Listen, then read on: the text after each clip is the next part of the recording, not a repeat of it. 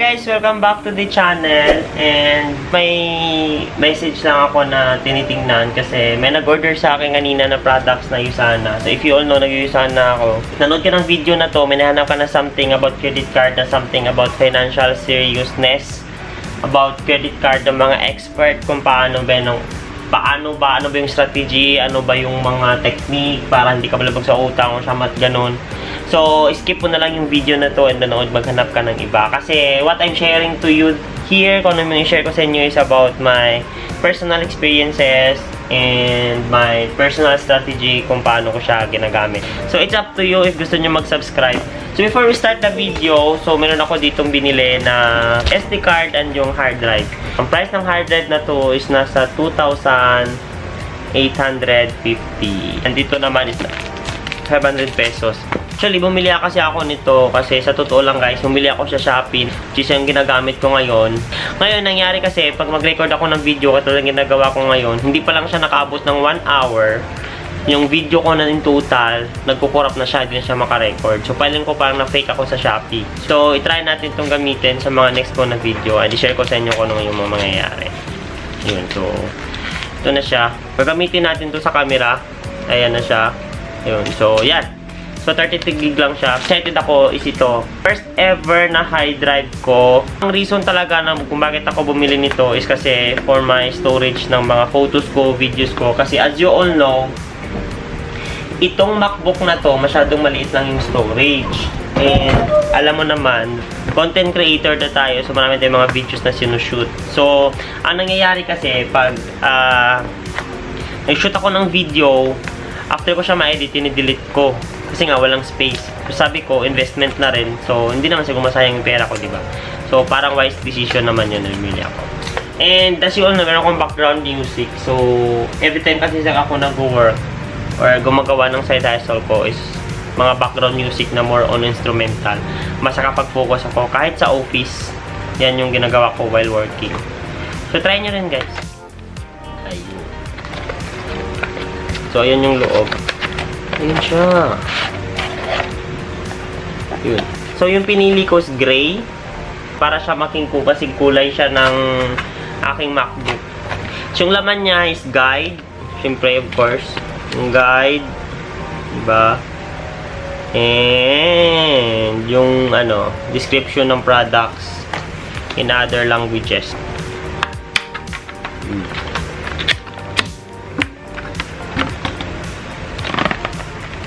So, sabi ng friend ko, wag ko lang itong ihulog. Kasi baka masira. So, ang laman is meron tayong USB cord. And then, charan! Yon. Ay, ang ganda niya, guys. Super. Gagamitin na natin to ngayon, mamaya, after. Magsisave tayo ng video. Diba?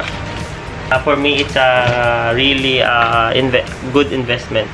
Ang ginagamit ko si credit card, unang-una is for my business transactions. So, ginamit ko siya for my Usana orders ko, grocery ko, online ko na mga transactions, and if merong sa friends ko. Pero syempre, pag friends, kailangan mo din magkaroon ng terms and conditions when the payment kasi ang hirap naman. Kasi based on experience ko kasi maraming for the past previous years, so meron ako mga friends na nag-ride ng credit card but hindi nabayaran. So be careful.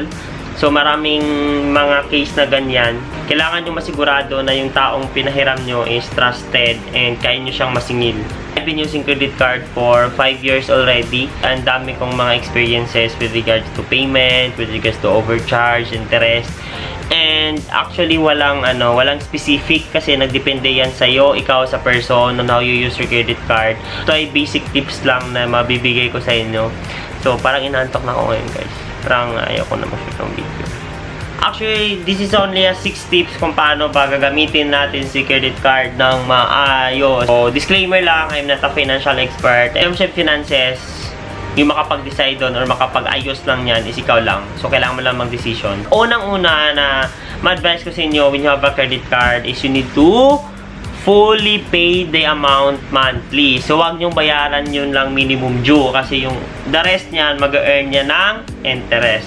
So, take it from me guys. So, kahit sinong credit card holder yung magtanungan nyo, dapat bayaran na yung full payment nyo kung magkano yung due nyo monthly. If napanood mo tong video na to, kung paano ko nabayaran yung utang ko sa credit card, yung tips ko, ito din yung nasabi ko. So, yun din yung mga practical ko na na-realize ko din. And then, yung number 2 naman is use your credit card when needed. Not on the things that you want lang. So, for example, napadaan ka sa mall, tapos merong sale, tapos wala kang cash. So, sinwipe mo yung credit card mo, but that is out of your budget. And ang nangyari, pag due na sa credit card, so instead yung budget mo nakalaan nandito, kailangan mo siyang ibayad. So, masisira yung budgeting mo. So, dapat gamitin mo yung credit card if needed and kumbaga may budget siya. Huwag mong gamitin yung credit card mo kung wala sa plano, di ba? For example, kumain ka sa labas and then wala. Kasi wala kang pera, so meron kang credit card, so nagpinagusto ka to ka-swipe, nagpinagusto ka to ka-order. So, hindi siya magandang habit. Pambili mo ng gamit sa bahay, washing machine or ref. So, kailangan mo rin siyang pag-isipan na pag sa credit card kasi minsan may ni-offer yung mga malls na walang interest, zero interest rate for 6 months. Totoo talaga yon, wala siyang interest. Yan yung perks pag meron kang credit card. Unlike sa mga home credit, zero interest man, pero meron silang mga hidden charges like insurance, mga ganun. But, ang ka-negative naman sa credit card kasi, pag hindi, back to number 1, hindi mo ma-full yung 1 month na due niya, yung remaining niya is mag-earn ng interest. And then yung pangatlo naman is, huwag kang mag-skip ng payment. Never ever kang mag-skip ng payment. But, as you all know, ako, nangyari na yun sa akin. Nag-skip ako ng payment ng almost 2 months, more than 1 month, 3 months, and yan yung sumakit ng ulo ko kasi nga, yung parang ang sahod ko nandun lang napupunta sa credit card due. Yun, wag nyong gayahin ako guys. I am a bad person in terms sa mga utang. So, kailangan nyong bayaran monthly. So, dahil nangutang ka nga, responsible mo siyang bayaran. Huwag kang engot dyan na hindi mo siya bayaran. So, huwag mong sabihin na, ay, alanganin pa ako ngayon sa pera po din next month na lang. No. Kasi dyan masisira yung budget mo. Imagine kung magkano yung interest na ipapatong nila. 3.5% or 0.035. Imagine magkano lang yung interest mo sa bangko sa savings account mo. 0.0025. Diba? Imagine kung yung 1,000 mo, ilang cents lang yung interest. Tapos sa credit card mo, yung 1,000 mo, papatungan nila ng 3.5%. Spot the difference, guys. Isipin nyo lang yun. And then, yung number 2, use credit card as your budgeting. So, na-mention ko na kanina, for example, ako, in my experience, ginagamit yung credit card ko lahat dyan. So, may grocery, may personal needs. If lahat ng transactions ko, ginagamit ko is credit card. Why? Because we go to the number 4, which is yung reward. So, yung reward is meron kang points. If meron kang PNB credit cards, pwede mo siya ma-convert into miles. If meron ka namang other credit cards, for example, me is meron kong BDO. So, yung ginagamit yung credit card ko for my, tawag dito, yung points pina-convert ko into money para pambayad ko doon sa credit card ko. And then, another naman is pwede pang convert ko into Sodexo certificate para gamit ko siya, pambili ko ng gamit sa SM. Yun, yung mga ganon. So, ma-maximize mo rin naman yung credit card. And then, yung number 6, pinaka-last is have a limit, credit limit. For example, 40,000 yung credit limit mo. Kailangan mag-set na dapat 50% lang yung magastos mo or 60%. Ikaw na mag-set ng limit hanggat kaya mo. But, to my advice, kailangan hindi siya maglagpas ng 50%. Kasi, tingnan mo yung sahod mo ngayon. For example, 40,000 credit limit, tapos yung sahod mo, 20,000 per month. Diyos ko, kung i-full mo yung credit card mo, 40,000 credit limit, ubusin mo yan, tapos ang sahod, nag-monthly ka lang ng 20,000, saan ka kukuha ng pambayad ng remaining 20,000? So, isip-isip din, di ba? So, use your mind.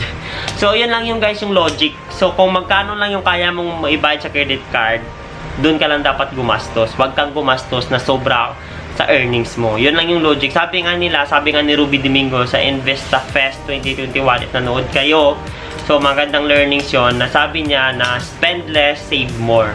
So by savings, after that savings, you can invest more. So that would be all my video for tonight, and thank you for watching this vlog, and I hope you've earned something that you could use in your own personal finances.